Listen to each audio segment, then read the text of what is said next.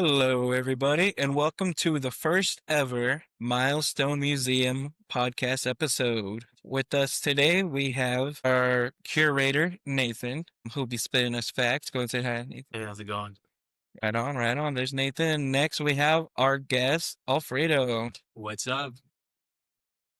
And hello, I am Noah Bowerman. I will be your tour guide for today.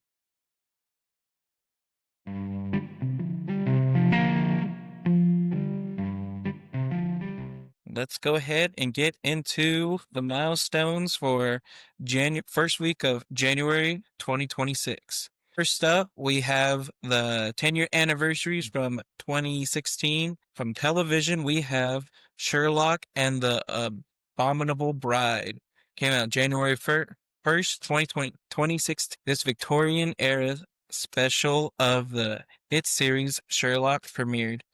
It served as a bridge between series and is celebrating 10 years as one of the most watched individual TV events of the decade. You guys ever watch Sherlock Holmes? No, but I I think the one with Benedict Cumberbatch kind of ruined it all for me. right on, right on. Don't hate me, please. We'll move on to the Shannariah Chronicles, premiering on January 5th, 2016. This high fantasy series is based on Terry Brooks' novel, brought Lord of the Rings style production values to MTV. I'm not a big MTV guy, but sounds pretty interesting. I mean, if it's Lord of the Rings style, I guess. Good job, Terry Brooks. Don't know anything about that one, but Lord of the Rings, right? I know like Lord of the Rings. This TV show sounds pretty interesting. Cooper Barrett's Guide to Surviving Life. This quirky fourth wall breaking comedy debuted on Fox on January 3rd, 2016. Who stars in that one? Cooper Barrett. That sounds like it'd be a pretty good one. Anything? Can you hook us up? Jack Cutmore Scott played Cooper Barrett. Megan Rath did Kelly Bishop. No, or is that James Earl? James Earl the third played Barry Sandel. I've never heard of it. The only thing I remember me of is Declassified School Survival Guide. Oh, yeah. That was a great show. I liked it. Next up on our list for televisions in 2016 celebrating their 10 years is Border Town. The Seth MacFarlane produced animated sitcom premiered on January 3rd, 2016, attempting to bring the Family Guy style to the U.S.-Mexico border. Ooh, that actually sounds pretty good. Would you watch that, Alf? I've never even heard of that one, so I don't think it's something I watch, but No. Yeah. Guy. All right, we'll move on to the movies of 2016 that released and celebrating their 10 years. We got The Revenant. I think everybody knows this one. This one was a classic one. Starring Leonardo DiCaprio getting attacked by a bear and stuff. was that the first Oscar you ever won? I was always sad before him. Let me see. While it had a limited run in late 2015, the first week of January 2016 was when the world finally got to see Leonardo DiCaprio's Oscar-winning struggle against a bear. Yep. It was his first win, and everyone was all happy for him. Oh, right. I remember my mom was happy for him. I know. He definitely deserved it. I mean, if you get beat up by a bear, I mean, it's based on a true story, you know that, right? it is. You didn't like to get hurt by a bear, no? No, but he was just No, it's based on a true story of a guy named Hugo left. He was mauled by a bear. Oh, but you're saying if you get beat up by a bear, right? Yeah. If you get beat up by a bear, you get an Oscar. It's good. But that's what I'm saying. He didn't actually get beat up by a bear. No, he didn't get actually mauled by a bear. We'll move on to the next one. We got The Forest, the supernatural horror film starring Natalie Dormer, had its wide release on January 8th, 2016, at the very end of the first week, becoming a sleeper hit of horror fans. I wanted to watch this one. I didn't get a chance to watch it, but Natalie Dormer, she was on fire in the 2010s. She was was it Marjorie Tyrell? Yeah. In Game of Thrones, and she was also in Hunger Games Mockingjay, and she was just everywhere, and she was just killing it. Absolutely amazing. That's exciting. Next, we have Only Yesterday, US dub. On January 1st, 2016, the legendary Studio Ghibli film finally received a major North American theatrical release. Featured Daisy Ridley voice work, bringing the 1991 masterpiece to a new generation of Western fans. Daisy Ridley, she would go on to play in Star Wars as Rey. Skywalker. This before or after? Oh, no, this was before Force Awakens. Yes, much before. That's why that's familiar. That trailer is still so good. Which one? The Force Awakens trailer. The Oh first yeah, one. The Force Awakens. Honestly, I really liked the trailer for Rise of Skywalker. That was a good trailer too. Moving on to music, we got David Bowie, Black Star. While the album officially dropped January 8th, 2016, aka Bowie's birthday, the first week of the year was dominated by the haunting music video of Lazarus and the final cryptic press cycle before Bowie's passing just 2 days before the release. That's right. I remember David Bowie passing early 2016. Lose a lot of good people, well, a lot of good artists this year. What was that? He died January 10th. I believe so. He was 69. Yeah. February 8th, it says. No, that's when the No, album. that's when it That's when the released. album released. He died 2 Yeah. days later. Okay. I know we'll come up on Prince, and what's gonna be sad too. Oh, I am not a big David Bowie fan. I am. All right. My type of music. Okay, moving on, we have also in music the Hello Aftermath. 10 years ago this week, Adele's Hello was still the number one song in the world, having spent the entire first week of January 2016 at the top of the Billboard 100 during its historic run. See, that's a song that was well known, Yes. right? Hello from the other Dude, side. Elkins thing. Yeah, she got pipes. And then she's got one of those voices that's like distinguishable, not always helps in the industry. Because if they can tell it's you, right? Like it helps build that uniqueness, stand out from the crowd. Also very beautiful. Moving on to Rachel Plant, Wildfire. The album featured the fight song was released on January 1st, 2016, officially kicking off the pop trends in the mid-2010s. Fight song. Is that the one that goes, "This is my fight song"? So what's it called? Rachel, Fenton fight song. There's a lot of pop probably. back in 2010. Yeah, it is. I feel like if it started like a lot sooner than that though, but we'll see. It's one of those songs that like has its own theme. That's why it feels like it's been around forever, Moving on to video games of 2016, we got Pony Island. I don't know. You guys ever played Pony Island? What console did it come out on? It says the mind-bending indie meta game was released on January 4th, 2016. It has become a massive viral sensation on YouTube and Twitch, making a 10-year anniversary of genre-defying indie horror. It's on PC. I thought when it said Pony Island, it was gonna be like My Little Pony, but it's like clearly its own. It's like analog horror. It looks like. We'll have to add that So to like the Doki Literature Club thing, right? Like, Well, no. I know that's not analog, but It's kind of like it's. Mm-hmm. you think it's gonna be like wholesome or whatever, and then it twists I don't know. Maybe. with the name like Pony Island. That's my guess. Maybe. All right. We got Amplitude, the Kickstarter funded rival of the classic rhythm game from the creators of Guitar Hero, was released for the PS4 on January 5th, 2016.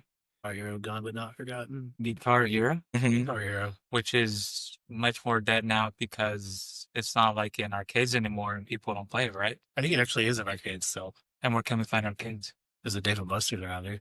besides Dave and Buster's? Well, I don't know. They don't make arcades anymore. That's one. For those But, wondering around here, we are located in Fresno, California. I feel like Dave and Buster's are everywhere though. That's true. If it's Dave and Buster's, I heart. Oh, wait, actually, Downtown. sorry. No, there is a David Buster's here in Fresno. Right. I was thinking TGIF. My bad. Is there anything? No, that one closed down. But All right. I love. Moving on. We'll finish off with a major pop milestone, which is the Powerball fever. On January 6, 2016, the Powerball jackpot hit then unheard of 500 million, sparking a global media frenzy. By the end of the week, it would be climbing up toward a record-breaking 1.5 billion, a moment of collective pop culture mania that has hit its 10-year anniversary this week. That's pretty fitting because we just had a big... Isn't it like over 1 billion now, or did it say like? No, somebody from Arkansas won. Congratulations to them. What shows me.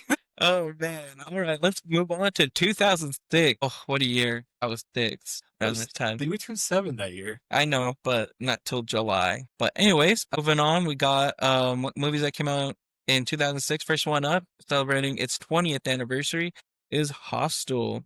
The Eli US release. oh yeah, sorry, the US release. Eli Roth's splatter masterpiece premiered, officially launching the mid 2000s obsession with torture, COPORN. I don't know if I'm Just say say that. corn dog. Yeah, there we go, corn. And making everyone terrified of backpacking through Europe. So that's why I don't really watch this movie. Was it on my list? Really? You know what was, though? This Happy Madison production called Grandma's Boy.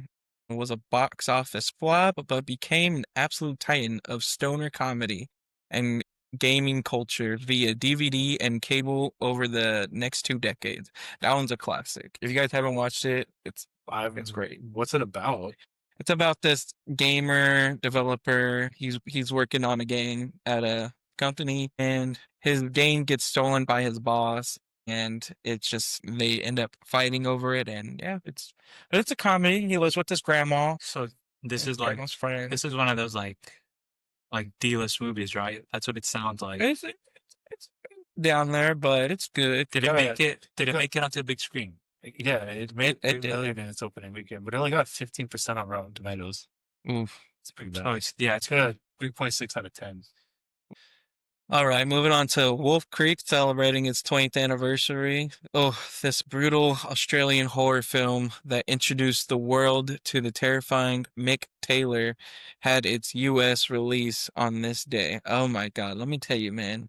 I watched this movie and it was terrifying. Never watched this as a child. It was just not meant for children. Well, yeah, it's a horror film. Yeah. This is the one you're talking about with the bounty hunter. Well, no, he's not a bounty hunter. He was just like out at a bar or something, and these 3 tourists of Australia, they decided to get some drinks and everything too. And then they go back to the car and realize, hey, our car's not working like 50 miles away, and it stops working. And so, next thing you know, this guy, Mick Taylor's like, oh yeah, I'll help you out. And you know, it's a classic, like, oh shoot, never take kindness from a stranger lightly, you know? And so, yeah, he ended up like hunting them and stuff, and it was just super scary. And I'll never watch that movie again. It's based on like real life murders of backpackers by Ian Millett in the 90s and Bradley Murdoch. Based off of a story? Yeah, loosely, I guess. Oh my God. Those poor backpackers. Nick Taylor didn't exist, so it's not. Yeah, true no. story, but Kind of like Ed Gein and Texas Silent Chainsaw. Crimes. Yeah, or yeah, him too. There's quite a bit of them. Look, Like how much variation happened there between the what ended up in media, and what actually happened? Because based on a true story itself does not mean much. It's yeah, You know, not like based on a true story, but it's like it was an inspiration. like inspired by. All right, moving on, we got Blood Rain, which is directed by Uwe Boll and based on a video game. The film is often cited in so bad it's good circles. Wow, interesting. Kind of like the that one movie Room, or sorry, The Room. Room is good. Starring Brie Larson, I think, and Tremblay, but definitely not The Room.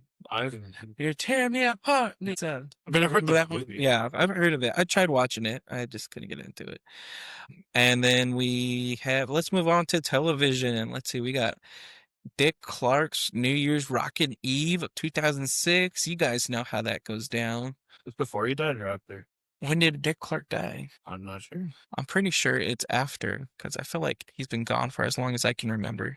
Oops. Clark died 2012, so this is. Oh, he's still okay. Wow. All right, Dick Clark. Yeah, it says the world watched a prominent milestone as Dick Clark returned to the show for its first time after his stroke, co-hosting with Ryan Seacrest.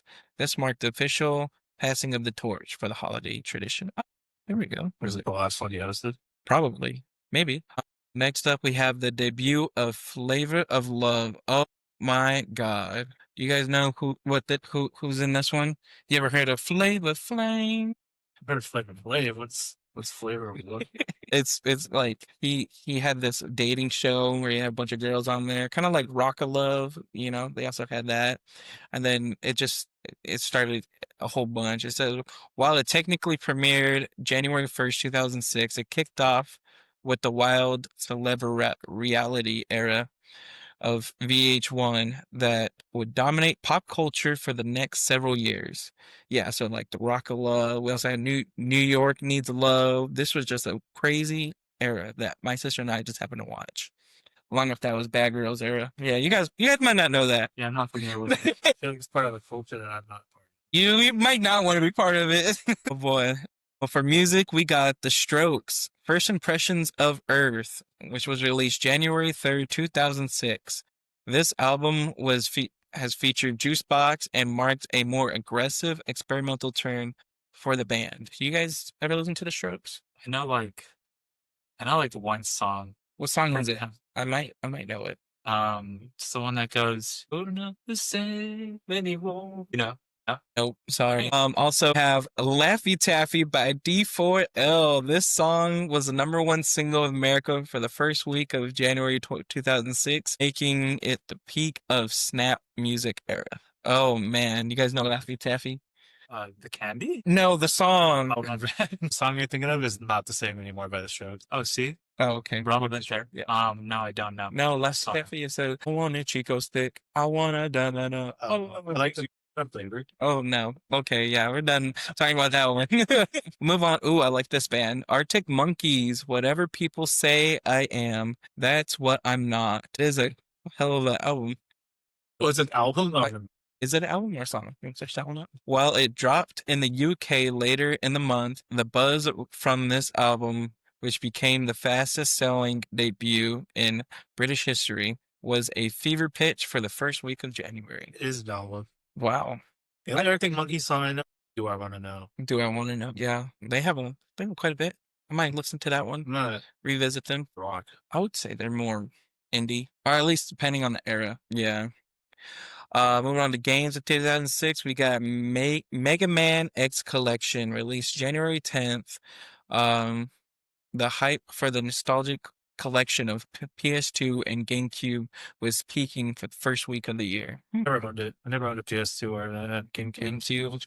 I had a Wii which played GameCube games, so that was like the same thing. So Ready for it? Or You could play GameCube games on the Wii. yeah, it was Really? backward compatible. the code name for the Wii was Revolution, and the two O's in Revolution would be with a big Wii disc and then the little GameCube disc. Well, I had a PlayStation 2, but I wouldn't play games like Mega Man on it. I had a Wii, and the only GameCube game I played on was Ocarina of Time. But since I didn't have a game card, I just had to keep playing the Great Deku Tree over and over. Oh.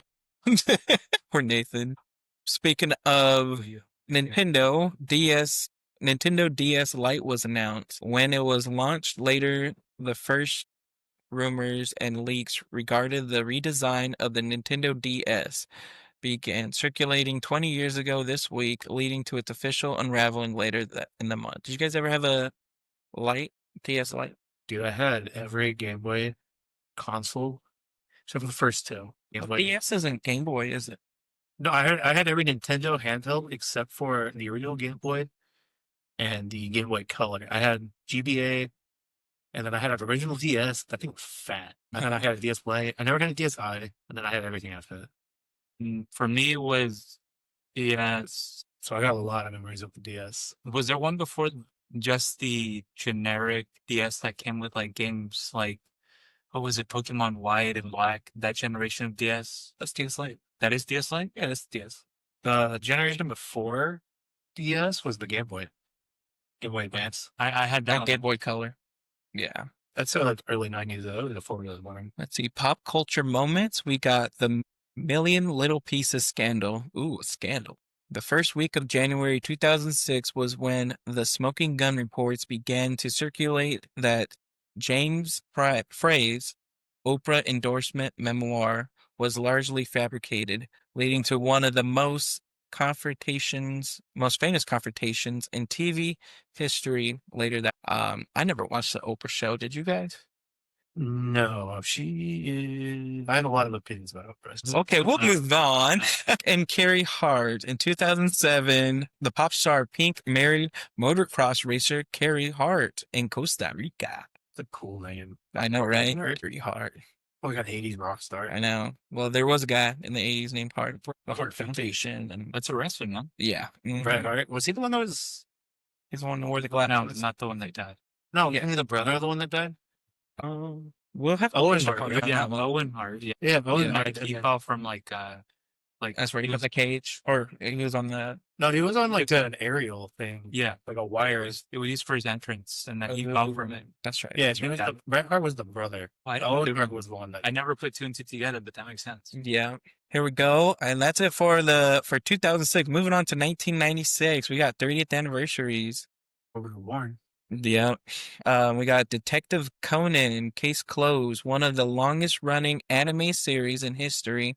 First premiered on January 8th, 1996. And to celebrate a special 30th anniversary TV special titled Episode Zero, you guys are gonna murder my Japanese pronunciation, but Shinichi Kudo Aquarium Incident is slated to release. Shinichi. What was it? Shinichi. Shinichi. Okay. All right. Interesting. Okay.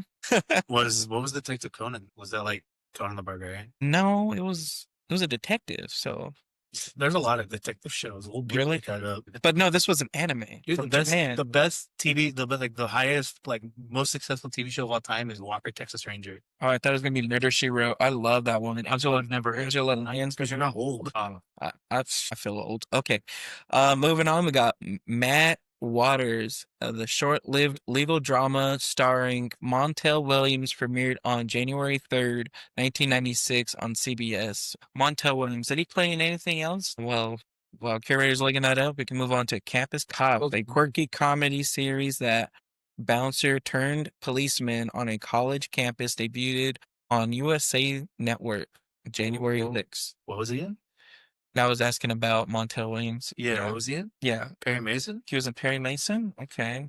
I've never heard of any of these. Okay. Well, congratulations on your 30th anniversary. He's done a lot of like, looks like award shows, like the 85th annual Hollywood Christmas. I don't know, these are parades. Oh.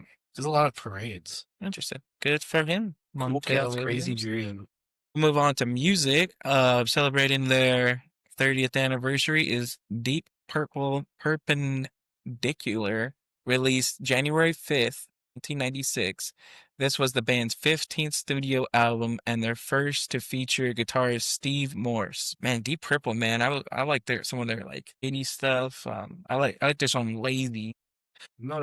We'll move on to Neil Diamond, Tennessee Moon was released January 6th, 1996. Album marked Diamond's venture into country music. I took out a song and spelled Members of the World. Black Sheep. Oh, that's right. That's right. Black Sheep. That was good. Oh yeah, I It was did. like a comic book. Yeah. Yeah. They made a video game too. That one's great. It was memorable, if nothing else. Video games. We have only our friend Armando was here, but we have Persona. While the first game officially launched later in 1996, the Persona 30th anniversary celebrations are officially kicking off this week. Atlas has launched a dedicated portal for the first major update scheduled for January 8th, 2026. All right, go Persona. He has an opinion of this, right? Oh, do you like Persona? No, I don't like No, it. what the thing is, he didn't, but you could explain why. It's okay. Is there an aspect? I'm just not a big JRPG fan. You would probably like it because it's spin off of Shin Megami Tensei. Like you think, but the social like relationships that the game forces you to have or whatever, and then just the dialogue. I told you I don't like these games that give you all this dialogue, and then you just press an X for like 10 to 15 minutes. Which really Shin Megami Tensei? That's not you don't It's a get spin-off. you don't get much dialogue there. But it's a spin-off. Most of the gameplay. Right on, right on. We'll move on to the movies of 2006. We got Biodome and Don't Be a Menace, both celebrating their 30th anniversary on January 12th. Don't Be a Menace is hilarious. Sorry. I'm thinking of, there's two different Don't Be a Menace. There's a spoof and then there's the real version. I think this one might be the real version. Yeah, that one is pretty sad. From Dusk Till Dawn, I think that's a zombie movie, right? That one coming out January 7th. We'll move on to television. Don't Be a Menace was a comedy movie. No, and it was Don't Be a Menace while drinking. Oh yeah, South Central. Yeah, that's the real one. But the other one, the spoof was while drinking something. You have the full name? Don't be a menace in South Central while drinking your juice in the hood. Well, drinking your juice in the hood, yeah. One's a classic. That came out in '96. Next up, we got television. Oh, no. Okay, that's it. That's all we have for the 30th anniversary. Moving on to the 40th anniversary, 1986. We have in television Black Magic, the NBC mystery scene. Oh, sorry. The NBC mystery series started Hal Linden as a magician and Harry Morgan. Premiered on January 1986. It became the cult favorite for its clever, impossible crimes. Okay, yeah, you were right. But people like their. People like crime shows. I'm a Murder She Wrote fan to this day, all day, every day. Yeah, saying it. I like crime shows. Next up, we got Card Sharks, the CBS rival. On January 6, 1986, Bob Eubanks debuted as the host of the revived Card Sharks. The version remains the most nostalgic era of the show for many Gen X fans. I don't think I've ever seen that game before. Have you guys? Well, we're not Gen X, so no. Oh, It is too old. This is like way before we were alive. well, we're gonna go a lot further. We're going back to the 1920s, but let's see here. I don't know if I go. Bruce Frozitz. Sorry, is that how you say it? I think so. Hot Streak. This short-lived but energetic word association game show premiered on ABC on January 6, 1986. Okay, interesting. Oh, and then we got Stir Crazy based on Gene Wilder's film. This TV adaptation ended its short run January 7th, 1986, making its final anniversary of the original airing. Okay. Music. We might know some music back then. We got Big Black Atomizer, their debut full-length album from Steve Albini's legendary noise rock band, was released January 1st, 1986. Remains a massive influence on the industrial and indie rock genres. You know this one? All right, we'll move on to Weekend Girls by Pet Shop Boys. I actually really like this song. Isn't it West End Girls? What did I say? You said Weekend. Oh, yes. West End Girls by Pet Shop Boys. Sorry, Pet Shop Boys. I love the song. So. I don't know what that's not. And West End Town. Yeah. Boys and West End Girls. Yeah. They'll release in late 1985 iconic track first hit number 1 on the UK charts the first week of January 1986, kicking off the duo's 40th year reign as the synth pop royalty. I love synth pop. Let's move on to movies. We got also Head Office was released January 29th, 1985. A corporate satire starring Judge Reinhold and Danny DeVito. Ooh, it was a big new movie for many audiences during the first week of January 1986. Oh, we're going back to Daniel Day-Lewis. I don't know how it plays. Oh, okay. I know there's a name. It's Summer Night's Dream and Romeo and Juliet. Interesting. We'll move on to the video games of 1986. Ooh, here we go. The NES Generation Anniversary. While specific release dates for early 8-bit games are often debated, first week of January 1986 was when Nintendo Entertainment System was expanding its limited test market and released it full nationwide throughout North America. It was released early in the United States, October 18th, but it gained a whole countrywide launch. Have you guys ever played the NES? No, we were way before my time. I think I played a couple games. It was really fun. Was it Duck Hunt on my? It was a package title with Mario, Super Mario Bros. Anyways, moving on to arcade staples. Hits like Ikari Warriors and Arachnoid were beginning the global rollout to arcades during the period. However, changing the guitars. Sorry, that does not say guitar. Sorry, guys. Changing the Quarter Munchers landscape. Oh man, Quarter Muncher. I never heard that term before. Quarter what? Quarter Muncher? Don't you work like you? I mean, you'd be the one that know more than us. I know. We work at a bank. Quarter Muncher.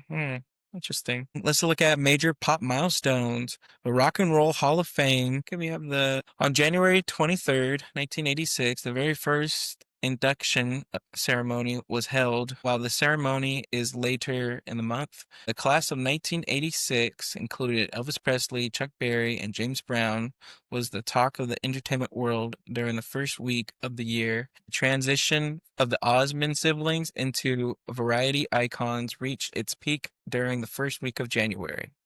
Never seen it. No, neither have I. This is a way to power. I keep saying it's way before its time. Yeah, it's fine. It's fun. No more video games to talk about. There's music. We know a lot about music. Let's see. Oh, check this one out. The last Saturday Night Live. Before the NBC show we know today fully claimed the name, there was a Saturday Night Live with Howard Cosell. Howard Cosell. Howard Cosell. Episode aired in early January 1976 before its cancellation on January 17th. Interesting. What is the last one? They're still going today. Yeah. Ooh, we got a couple of classic debuts.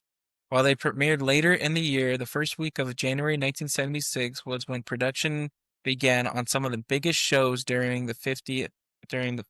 turning 50 years. Here we go. We got Charlie's Angels, The Muppet Show. I didn't know the Muppets were that old.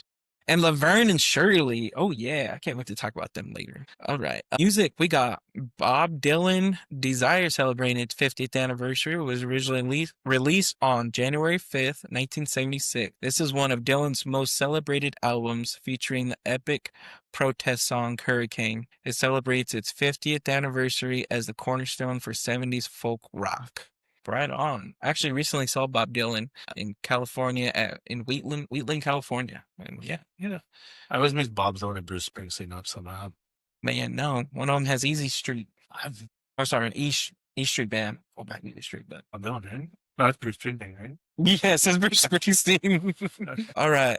Next up we have, here we go. Bohemian Rhapsody, Queen. While released in late 1975, the song was spending its first week at number one. It's on various global charts in early January 1976, beginning its journey as one of the most famous songs of all time. I'm pretty sure we all know this. I actually don't. I'm just kidding. Yeah.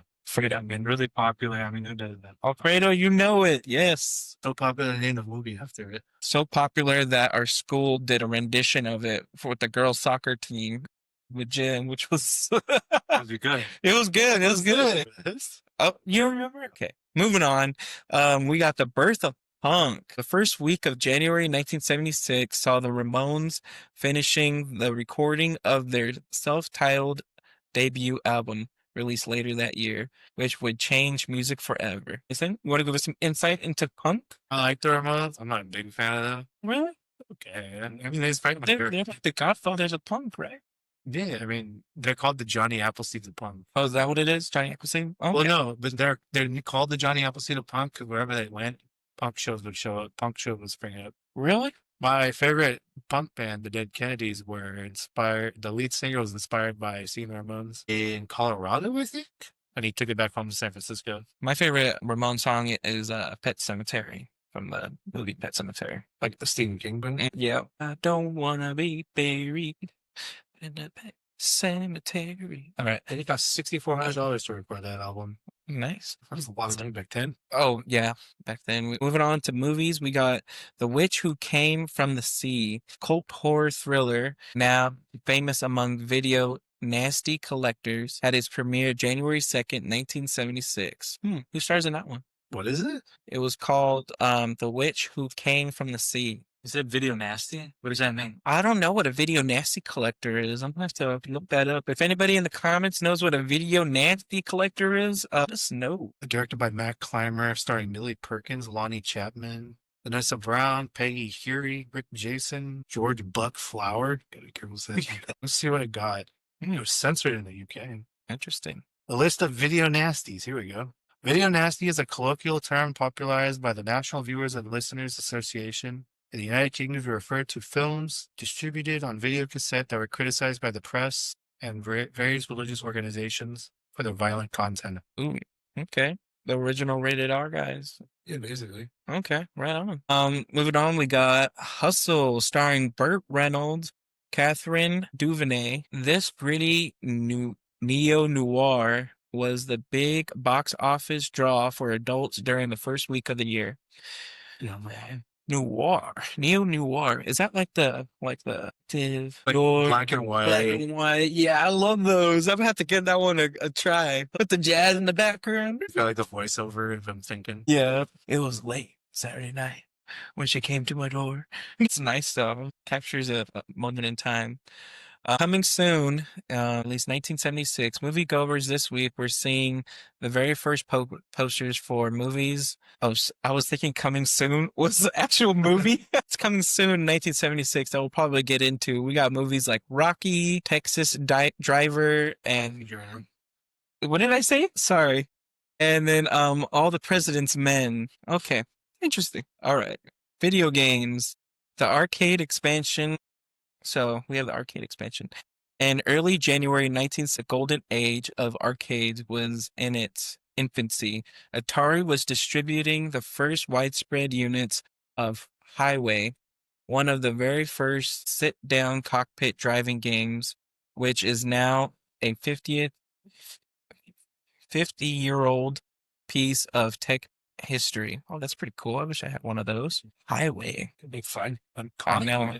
50 years old. Ooh, They could have been to it, right?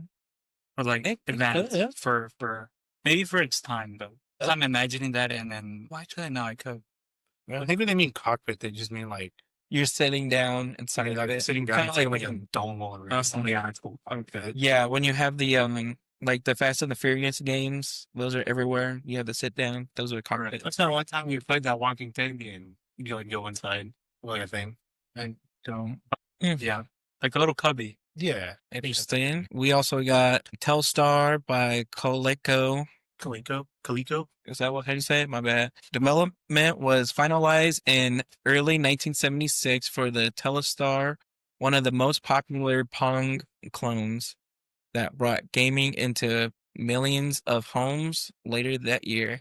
You know, I think, is that the one I saw in, maybe it was original Pong, I don't know, but I was watching, oh, what was the show? That 70s show. And Kelso was looking for a Christmas gift for Jackie. And then he ended up getting Pong from Red, and him and Red were playing like the whole time he was at the store. He's like, I gotta go. I think Pong was on the. So yeah, it's probably around this time. They could have been that. But all video game consoles back then all video game consoles back then were just variations of Pong. Okay, interesting. Ooh, this one sounds good. We got in major pop culture milestones from 1976, celebrating the 50th anniversary this first week. We got the Hollywood sign turned Hollyweed prank. In January 1st, 1976, a student named Danny Finegood famously used curtains to change the Hollywood sign to Hollyweed to celebrate a change in California marijuana laws. It remains one of the most famous pranks in history and hits its 50th anniversary this week. Congratulations, Danny Finegood, my man. What did you guys do if you saw that? You're just driving and all of a sudden. Dude, like, it looks very convincing. Really? Yeah. Oh my God, he did such a good job. Like it legitimately looks like they just put two E's up there. Danny, if you catch this episode, please tell us. We'd like to know how long that took. Just super curious, because Dude, if I saw that, I would think I'd woke up early in alternate dimension. a Snoop Dogg dimension. All right, so that's it for 1976. Went on to first week of January 1966. Television. Don't worry, guys, we're almost there. That was a long time ago. Ultra Q, January 2nd, 1966. This precursor to the Ultimate Man series premiered in Japan. It essentially launched the kaiju giant monster boom on television, a legacy that continued 60 years later with the modern MonsterVerse. Ooh, I love kaijus. Big monster. Next we got Eyeglass. What is? Do you like kaijus, Fred? I don't know what that is. You don't know what a kaiju is? Godzilla, bro. King Ghidorah. I mean, Yeah. I know the very basic ones because they're so popular, but no, not really. I mean, I never watched the movies growing up. I didn't think it was that cool. I had a Godzilla toy growing up. Really? Oh yeah. On the GameCube, my neighbor had a Godzilla fighting game or something. I know where you like play on the game or you like pick a monster and fight in a city, and you get to destroy the city with free fight. King of Tokyo, but I don't remember. Godzilla. I used to see that game and want it, and now I don't know the name of it. So Dang. We'll move on to music. In 1966, we got Simon Garfunkel, The Sound of Silence. On January 1st, 1966, electric remix of the song hit #1 Billboard of the Hot 100. This event effectively saved the duo's career, and they had actually disbanded before the remix because the remix became a hit, and its success 60 years later this week brought them back together. Next up, we got the Beatles, Rubber Soul. Good song, by the way. Really? I haven't The heard Sound it. of Silence? You've never heard it? No. Hold on. Heard it, right? Yeah, Alfredo. It's the culture. It's the one that goes, "Hello, darkness, motherfucker." Oh, that's right. That's Oh, right. yeah. Yeah, we do know it by that. I've come to talk with you again. All right, moving on. We got the Beatles, which is Rubber Soul. While released December 85, Rubber Soul hit #1 Billboard album charts January 8th, 1966. It would stay there for 6 weeks, making the 60th anniversary of this album many critics call the greatest of all time. Interesting. Paul Revere and the I gotta confess something. I'm not Yeah. a big Beatles fan. Oh, I do not like them. it's okay. There was a stand in JoJo named Rubber Soul, which is the only reason I know it. Yeah. Next up, we got Paul Revere and the Raiders. It's Like Us, released January 3rd, 1966. This album featured the hit Just Like Me and solidified the band's premier American answer to the British invasion. The Spencer Davis Group, the second album, released January 7th, 1966. Album featured a very young Steve Winwood and the classic track Keep On Running, which would be the hit for the #1 hit in UK for the next month.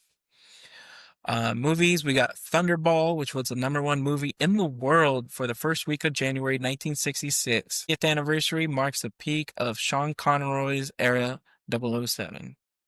We'll move on to video games. Not much. This is called the Stone Age of video games here in the 60s. The Bingo program, according to the computer history records, one of the earliest known basic computer games is simply Bingo Simulation. Was written and submitted to the user groups on January 23rd, 1966, with development beginning the first week of the year. Bingo. Can I just add, that's what people who don't know about games think games are.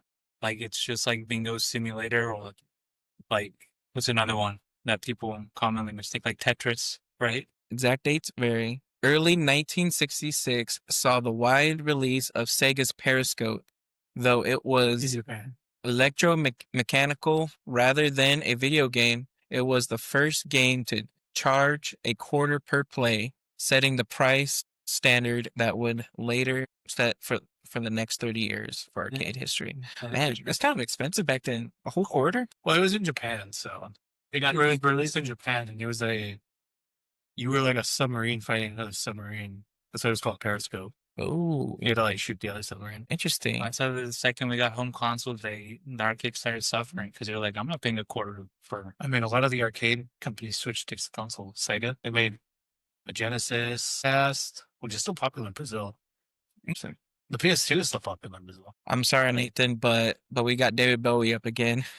David Bowie name change. January 14th, 1966. Singer David Jones officially changed his name to David Bowie to avoid confusion with Davy Jones of the Monkees. That Bowie identified is officially 60 years old. I mean, wasn't he also Ziggy Stardust before then too? It was after. He had a couple. Oh, he had a couple of name changes. What was David Bowie known for? Music. Labyrinth. What was his gimmick? I think Ziggy Stardust put him on the map. That was Ziggy Stardust was in 1972. Oh, so it was after. Interesting. On moving on to 1956, celebrating 70th anniversaries, we got Queen for a Day, one of the most famous daytime shows in history, made its national TV debut on January 3rd. It became a massive hit on NBC, essentially creating the sob story reality format decades before it was standard. Next up, we got the $64,000 question. Turned 70 years old, was the #1 show in America, and it was a national obsession that famously ground to the hall as viewers tune to see contestants tackle impossible academic hurdles. Okay. Disneyland TV series January 4th. Walt Disney aired a special behind-the-scenes look at the park, beginning the long tradition of Disney's Sunday movie style program. I think they heard it, didn't they? They said he did do one. Like behind the scenes, yeah, Disneyland. I think I've seen some of those on TikTok. Music, we have. Do they really have a jail in Disneyland? Is that what the behind the scene was? They might. Well, the bad kids go. Move on to music from 1956, the Nashville Sessions. January 5th, 1956, Elvis walked into RCA Studios in Nashville to record Heartbreak Hotel. This record session turned 70 this week, changed the course of music history, and birthed the first #1 hit. Oh yeah, good job, Heartbreak Hotel. How's that one again? What? Heartbreak Hotel? Is that a song? Yeah. Who's it? Elvis Presley. Bro. I know Jailhouse Rock. I know you ain't nothing but a hot dog. Boy named Sam. That was from Big Mama Thornton right there. Is that the name of the song? Hound Dog? Yeah. Oh, just Sound Off. I think it's just Hound Dog, I think. Bro, I don't. I'm not. Next up, we got Memories Are Made of This by Dean Martin, rising quickly this week from 1956. This track would be the #1 spot from Ford just a few days later, making the peak of crooner culture right as rock and roll was arriving. What a great singer. Moving on to movies. Oh, this is a big movie right here. The Ten Commandments. While it had its wide premiere later in 1956, the first week of January saw its final stages of post-production and beginning of massive marketing campaign for Cecil B. DeMille Epic, which remains one of the highest grossing films ever made. I never watched it before. We also have... That's with Moses, right? I think so. Lieutenant War Skirts is also celebrating their 5th. Also, we got... What year was the Aristocrats or whatever that's? The Aristocrat? The Aristocrat? The cartoon? From Disney? Was it not a movie? Well, it was a movie, but it came out in 1972. We got a couple 70th birthdays from 1956. We got Mel Gibson. Wow. I love Mel Gibson. His movies. My favorite... I just recently watched it for Christmas. I consider it a Christmas movie. Lethal Weapon, great movie. We also have Bernard Sumner and David Caruso. Moving on to 1940. No, that's Bill Murray, bro. It's a Wonderful Life. The Harvey Girls, Lightning Raiders.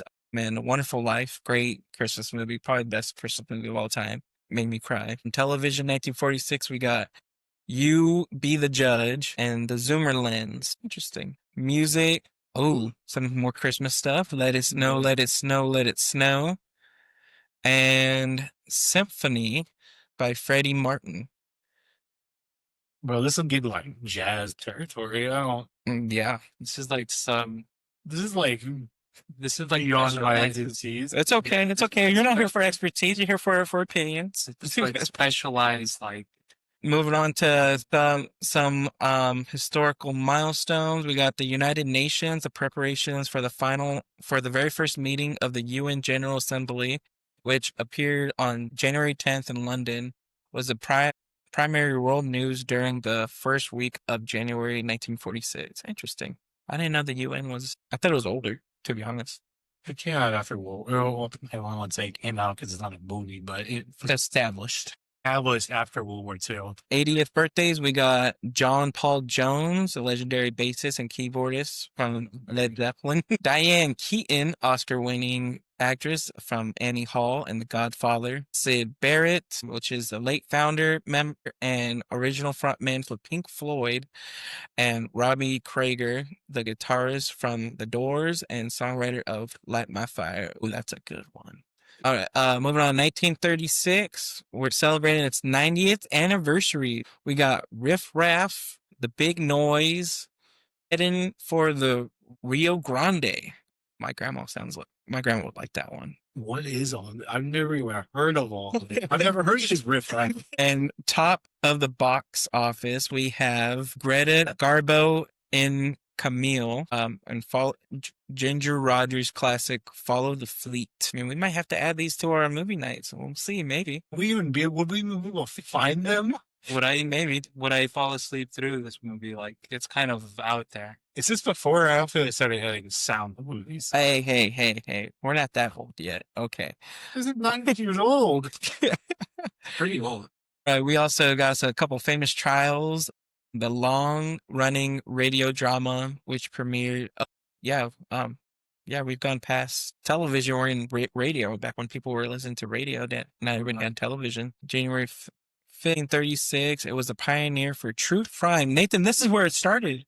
True crime started with the famous jury trials. And and the courtroom procedural genre that remains dominant to the TV for 90 years. We'll do a little bit of true crime genre. Yep.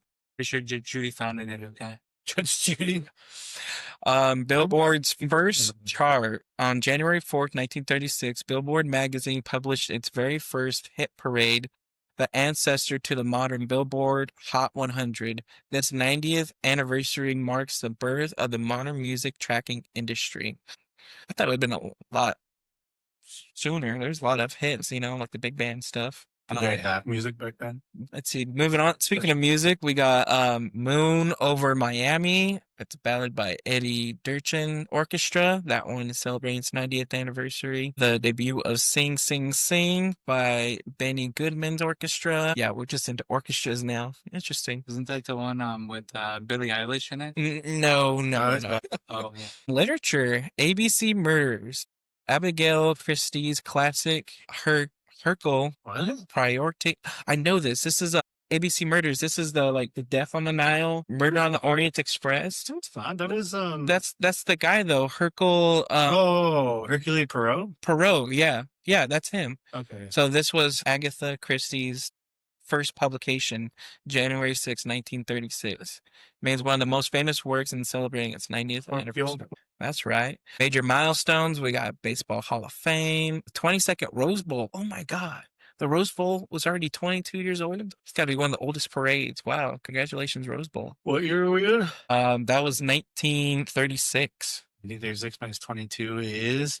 Don't tell me. 1914 was the first one. Yeah, birthdays. We got James Siegel, co-founder of this and former CEO of Costco. Thank you, James Siegel. We love Costco. Costco's 90 years old? Yeah. Or just the guy who... No, just the guy that invented it. Julio Maria Sanguinetti, which is the president of Uruguay. Anyways, we got Robert Wilson, who was the first Nobel Prize winner. Astronomer, congratulations. All right, finally, the last year we're going to go to 1926, 100th anniversary of television. We have the televisor. Scottish inventor John Logie Baird was performing final laboratory tests this week in 1926. Just a few weeks later, he gave the world's first demonstration of a working television. Wow, thank you, Mr. John Baird. This is before TV. This is before TV, yeah. Moving on to movies. Oh my God, Moana. Can you believe that? No. Moana, the landmark docufiction film by Robert Flaherty, had its limited premiere January 7th, 1926. And it's 100 years old this week. Wow. I thought Moana was only 8 years Nothing old. to do with the Disney movie. I know. Interesting, though. Also came out was The General and Mayor Nordstrom. As far as music, we have Irving Berlin's Scandalous Wedding, Who by George Olsen, and The Sitting on Top of the World, Al Jolson. The movie Moana from 1926 was the first documentary. Docufiction, they called it. No, it was the term documentary was coined in a review of it by a guy from the New York Sun. Interesting. Because of that, we have documentaries now. It's a lot. What, you don't like documentaries? They're fine. Some of them are pretty good. It can be boring too. Yeah, it depends. And depends who's making it and what they're talking about, right? Like anything. Yeah. And let's see what else we have for 1926. We're on music. Major.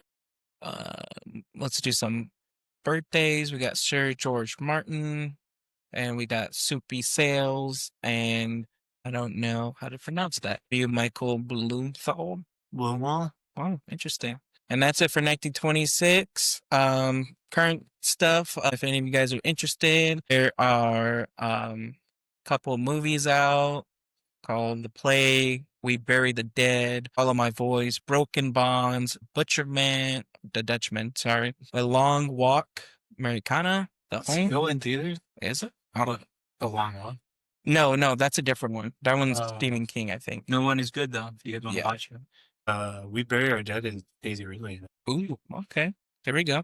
We talked about her earlier. Also coming on TV is Runaway on Netflix, Cult of Real Housewives on TLC, Land of Sin on Netflix, and Best Medicine on Fox. Okay. And some music, if you're wanting something to listen to that's new, we got Night Vision by Devin Allman, Casino by Richie Sauls, and Erotica Veronica. That's fun to say. Erotica Veronica by Maya Fowler.